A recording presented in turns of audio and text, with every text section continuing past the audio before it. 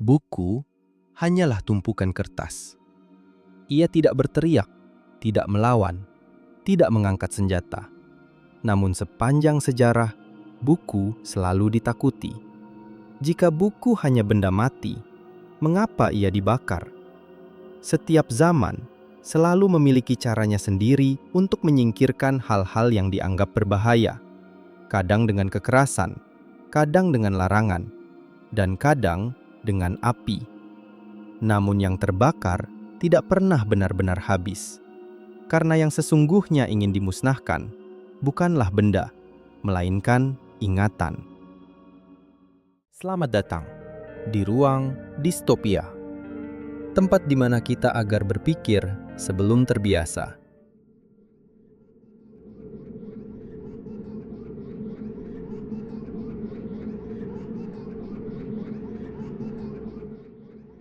Di banyak peradaban, api sering dipilih sebagai jawabannya. Bukan karena buku berbahaya secara fisik, tetapi karena isi di dalamnya tidak bisa dikendalikan. Kertas bisa dimusnahkan, tinta bisa dihapus, namun gagasan tidak pernah sepenuhnya mati. Sepanjang sejarah, buku seringkali diperlakukan seperti ancaman yang hidup. Ia diawasi, dibatasi, disingkirkan. Bukan karena ia bisa melukai tubuh, tetapi karena ia bisa mengubah cara berpikir. Ada satu hal yang sering dilupakan, bahwa membaca adalah pengalaman yang sangat personal. Dua orang bisa membaca buku yang sama, namun pulang dengan pemahaman yang berbeda. Dan bagi kekuasaan, hal seperti itu tidak nyaman. Kekuasaan menyukai keseragaman. Ia bekerja paling baik ketika semua orang memahami dunia dengan cara yang sama. Buku merusak itu. Ia membuka kemungkinan lain. Ia membuat seseorang berpikir, mungkin tidak harus seperti ini. Dan bagi kekuasaan, kata mungkin seringkali sudah cukup berbahaya. Mereka yang membakar buku jarang menyebut dirinya penindas. Mereka menyebutnya ketertiban, pembersihan, keamanan. Namun di balik semua alasan itu, ada satu ketakutan yang sama. Takut pada pikiran yang tidak bisa diperintah.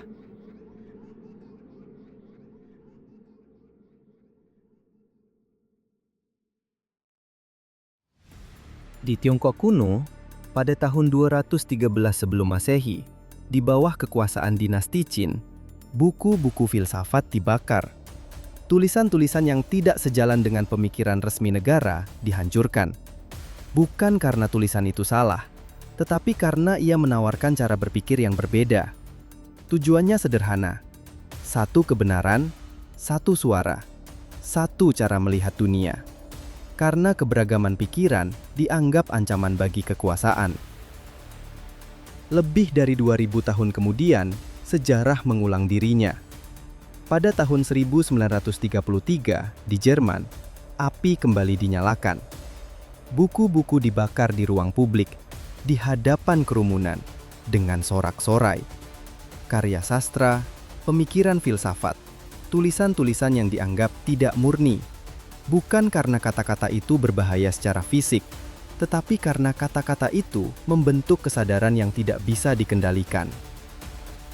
Dan lagi-lagi, api diberi alasan, ketertiban, kemurnian, keamanan.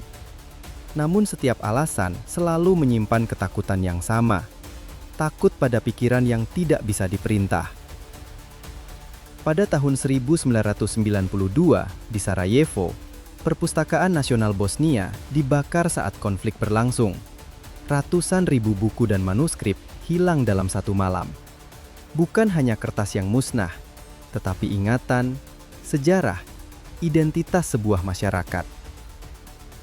Dan pada tahun 2012, di Timbuktu, Mali, ribuan manuskrip kuno dirusak dan dibakar. Tulisan-tulisan yang telah bertahan selama ratusan tahun dianggap berbahaya karena menyimpan makna yang tidak sejalan. Yang menarik, dari semua peristiwa ini adalah keyakinan bahwa dengan menghancurkan buku, pikiran bisa dihentikan. Bahwa dengan memusnahkan teks, kesadaran bisa dikendalikan. Namun sejarah selalu membuktikan hal yang sama.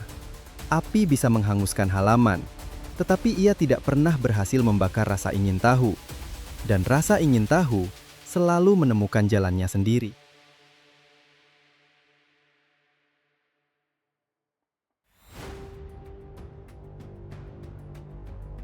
Kekuasaan tidak takut pada senjata.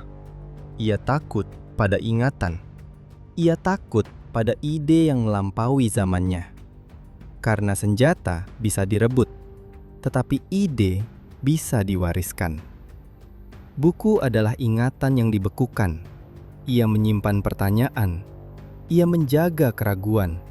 Ia merawat kemungkinan lain. Dan itulah yang berbahaya. Bukan bukunya, tetapi apa yang mungkin terjadi setelah seseorang membacanya. Buku, dalam pengertian ini, tidak selalu berarti bacaan biasa. Sepanjang sejarah, yang ditakuti bukan hanya tulisan pengetahuan, tetapi juga teks-teks yang membentuk keyakinan, yang memberi makna hidup, yang dianggap sakral. Karena ketika makna tidak bisa dikontrol, kekuasaan pun merasa rapuh. Yang berbahaya bukan teksnya, melainkan kesadaran yang lahir setelah seseorang membacanya. Kesadaran tidak pernah muncul sekaligus.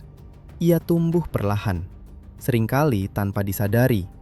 Seseorang membaca satu halaman, lalu halaman berikutnya, lalu menutup buku, dan membawa pertanyaan itu pulang. Pertanyaan itu mungkin tidak langsung diucapkan, mungkin hanya tersimpan di kepala, atau muncul saat melihat kenyataan di sekitarnya. Namun sejak saat itu, ia tidak lagi sepenuhnya sama. Dan inilah yang paling ditakuti. Bukan revolusi, bukan teriakan, bukan perlawanan terbuka, tetapi perubahan cara melihat dunia. Karena orang yang cara berpikirnya berubah, tidak bisa kembali sepenuhnya patuh. Ia mungkin tetap diam, tetap menjalani hidupnya, tetap mengikuti aturan. Namun di dalam dirinya, ada jarak kecil antara apa yang ia lihat dan apa yang ia terima. Dan jarak kecil itulah yang membuat kekuasaan gelisah, karena jarak itu tidak bisa dipadamkan dengan api. Jika pola ini terasa berulang, itu karena ia memang terus terjadi, bukan hanya di masa lalu, tetapi juga di dunia modern. Dalam berbagai laporan dan publikasi, kita melihat bagaimana buku dan pengetahuan masih diperlakukan sebagai ancaman.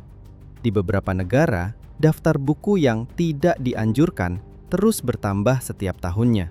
Alasannya beragam, mulai dari dianggap tidak sesuai nilai, mengganggu stabilitas, hingga dinilai berbahaya bagi generasi muda. Dalam sejumlah pemberitaan internasional, tercatat bagaimana perpustakaan dan sekolah dipaksa menarik buku-buku tertentu dari rak. Buku sejarah, buku sastra, buku yang membahas identitas, kekuasaan, atau ketimpangan sosial. Bukan karena isinya terbukti salah, tetapi karena isinya memicu diskusi. Di tempat lain, buku tidak dibakar secara fisik, namun aksesnya dibatasi, distribusinya dipersulit, atau perlahan menghilang dari ruang publik, tanpa pengumuman, tanpa perdebatan terbuka. Dalam beberapa kasus yang dilaporkan media, bahkan buku-buku akademik dan hasil riset dilabeli sebagai sensitif.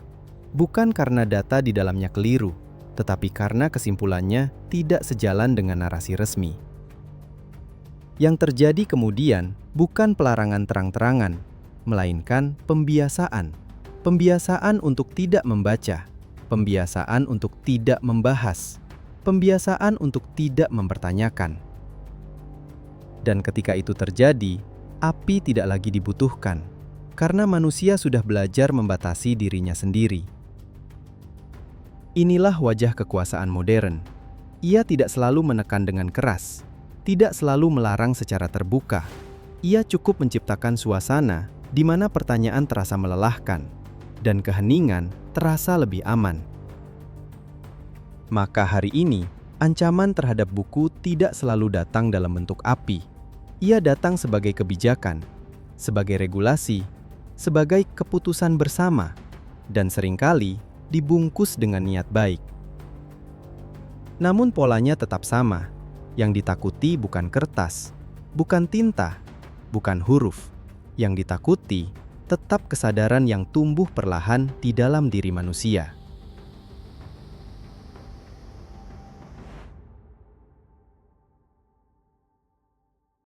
Hari ini, buku jarang dibakar di alun-alun.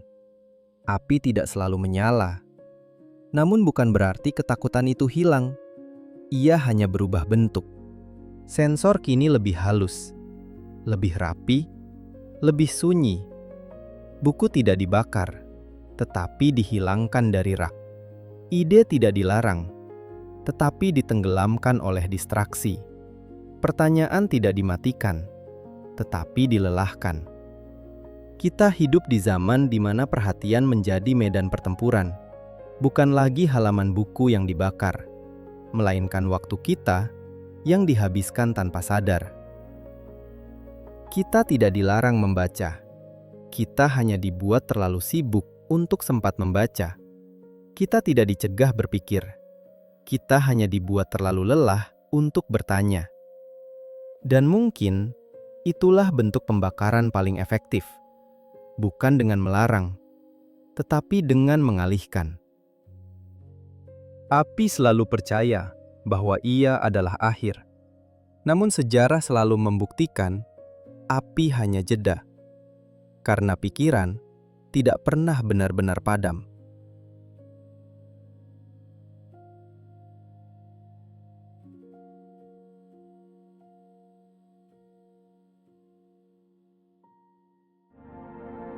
Terima kasih sudah berpikir bersama.